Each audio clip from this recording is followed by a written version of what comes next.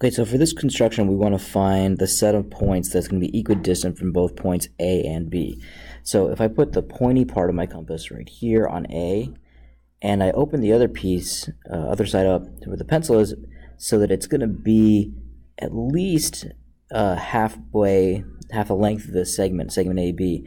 But it has to be longer, because if you did it shorter and you drew an arc like this from A, kept that same openness there and moved the point over to B and did the same thing, these two arcs would never meet.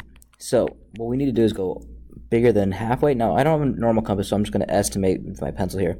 So I'm going to draw it so that I have an arc that goes, say, right here. Okay. Now I'm going to flip the compass over and put the pointy part on B, okay, and then do the same thing. Now, once again, I'm approximate because I don't have a compass that works on the tablet. So I draw those two arcs. Now, these 2 points right here, this one over here and this point over here, these are both going to be equidistant from A and from B. Okay? So if we're trying to find another point, you could adjust the compass so it's a little bit smaller and keep going on and on with that.